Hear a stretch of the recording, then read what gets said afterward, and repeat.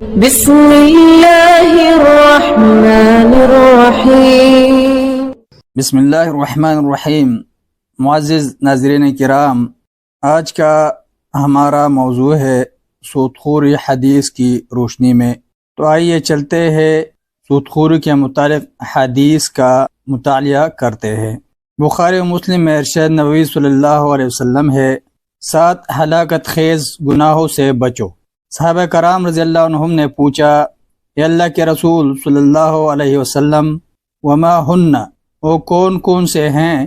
تو آپ صلی اللہ علیہ وسلم نے 7 کو شمار کرنے کے دوران فرمایا، واکل الربا، اور سود کھانا، یعنی سود خوری کو آپ صلی اللہ علیہ وسلم نے ایک مہلک گناہ قرار دیا۔ اور بخاری شریف میں ہے، جبکہ یہ پورے حدیث یوں ہے جس کا ترجمہ ملاحظہ فرمائے۔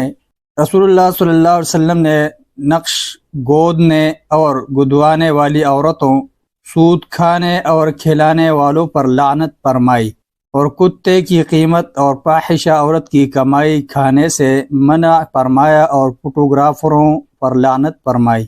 اور صحیح مسلم میں ہے، رسول اللہ صلی اللہ علیہ وسلم نے سود کھانے، کھلانے، لکھنے والوں اور اس کی گواہی دینے والوں دونوں شاہدوں پر لعنت فرمائی، اور فرمایا یہ سب گناہ میں برابر شامل ہیں۔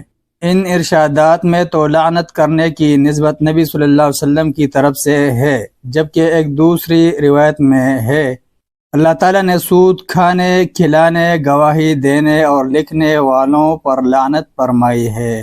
منظری نے لکھا ہے کہ عبد الرحمن کا اپنے باپ حضرت عبداللہ بن مسعود رضی اللہ عنہ سے سماع ثابت نہیں، مگر شیخ البانی نے اس حدیث کو صحیح قرار دیا ہے۔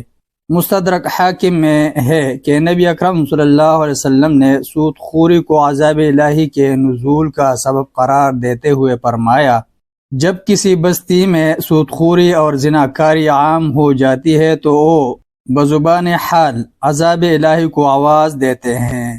مسند احمد و دار قطنی کی ایک حدیث میں سود خوری کی قباحت بیان کرتے ہوئے نبی صلی اللہ علیہ وسلم نے ارشاد فرمایا، کسی آدمی کا سود کے 1 درہم کو جان بوجھ کر کھانے کا گناہ 36 مرتبہ زنا کرنے سے بھی بدتر ہے۔ نیز اس موضوع پر تو نبی اکرم صلی اللہ علیہ وسلم کے کتنے ہی ارشادات ہیں، اور اگر ان سب میں سے کوئی بھی نہ ہوتا تو ہر عقل سلیم کے مالک شخص کی آنکھیں کھولنے کے لیے صرف یہی کیا کم تھا کہ آپ صلی اللہ علیہ وسلم نے فرمایا، سود کے 73 دروازے ہیں، اور ان میں سب سے کم تر کا گناہ اتنا ہے جیسا کہ کسی نے اپنی ماں کے ساتھ نکاح کر لیا، اور سب سودوں سے بڑا گناہ کسی مسلمان کی آبرو ریزی کرنا ہے۔ اس موضوع کی متعدد روایات ہیں، جن میں سے ایک یہ بھی ہے، سود کے 70 حصے ہیں، اور سب سے کم تر کا گناہ اتنا ہے جیسے کسی نے اپنی ماں کے ساتھ نکاح کر لیا۔ سود خوروں کی اخروی بدحالی کے بارے میں بخاری شریف میں ہے کہ ایک دن نبی صلی اللہ علیہ وسلم نے فرمایا، آج رات میرے پاس 2 شخص آئے اور مجھے ساتھ لے کر ارض مقدس کی طرف چل پڑے۔ وہاں سے ہم نکلے تو ایک خون کی بھری نہر پر جا پہنچے، جس میں ایک آدمی تھا اور ایک شخص نہر کے کنارے پتھر لیے کھڑا تھا۔ اندر والے آدمی نے جب باہر نکلنا چاہا تو کنارے والے نے اس کے منہ پر پتھر مارا، جس سے لوٹ پوٹ ہو کر وہ پھر وہیں جا پہنچا جہاں پہلے تھا، اور جب بھی وہ نکلنا چاہتا تو کنارے والا اسے پتھر مار کر وہی پہنچا دیتا۔ میں نے پوچھا کہ یہ کیا ماجرا ہے، تو میرے ساتھی نے بتایا کہ یہ سود خور کو سزا دی جا رہی ہے۔ ایک حدیث میں ہے، معراج کی رات میں نے ایک ایسی قوم دیکھی جن کے پیٹ گھروں کی طرح بڑے بڑے تھے، اور اس میں سام تھے جو باہر سے ہی نظر آ رہے تھے۔ میں نے جبرائیل علیہ السلام سے پوچھا کہ کون لوگ ہیں؟